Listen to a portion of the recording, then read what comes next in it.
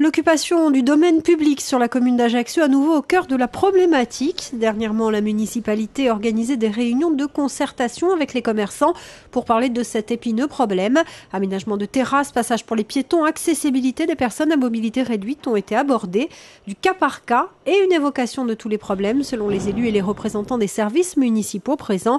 Une écoute constructive selon les restaurateurs et les cafetiers qui sont finalement parvenus à un accord même si certaines anicroches ont été constatées.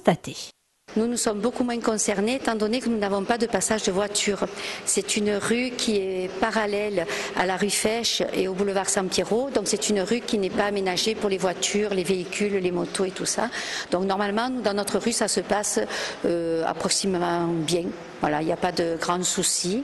Nous, le seul souci, c'est de savoir pour les prélèvements, pour les paiements, parce qu'à l'époque, on passait nous encaisser, ça se passait très bien. Depuis que nous sommes prélevés par le Trésor, c'est très compliqué. Souvent, ça se fait, ça ne se fait pas, ou c'est fait en double. Voilà, donc le souci, il est plutôt de ce côté-là.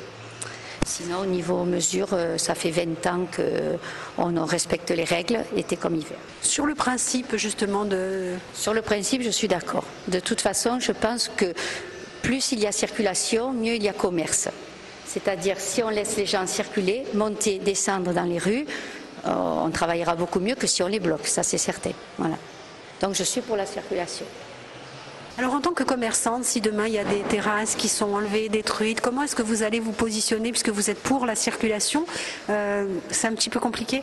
Alors, moi, je n'irai pas contre mes confrères, ça c'est certain, parce que je sais que c'est très difficile. Les hivers sont très difficiles, donc je peux comprendre qu'avec 2 mois, 3 mois de saison, Ajaccio a besoin de toute façon de travailler touristiquement. C'est très très très important pour l'économie locale.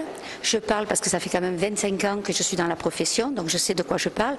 J'ai fait les premiers combats des terrasses avec le pauvre Bernard Merle qui était à la Chambre de commerce, donc c'est un combat qui revient chaque année. C'est quelque chose, d'après moi, qui ne sert à rien.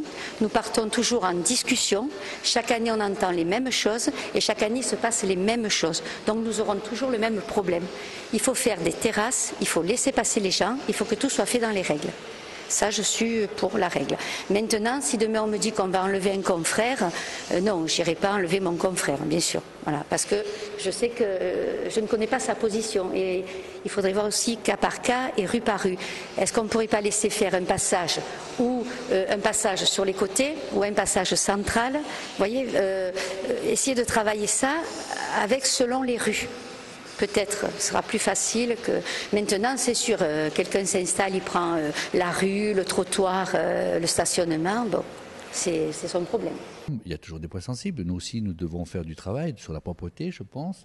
Bon, les points sensibles, vous savez, c'est que de dire à des personnes qui, parfois, ils seront obligés de réduire leur terrasse ou estrade pour le passage. Mais franchement, ça se passe bien parce qu'on travaille quand même sur des rues et aussi par le cas par cas. Ce qui ne veut pas dire qu'on est indulgent sur la loi. La loi est, comme on l'a toujours dit, est irrévocable. Là, il faut laisser le passage pour les piétons, pour les mobilités réduites et pour les personnes avec des poussettes. Ça, c'est la première priorité. La deuxième priorité qu'on se donne aussi, c'est qu'on veut travailler dans un dialogue et d'une concertation. Et ce qu'on fait aujourd'hui.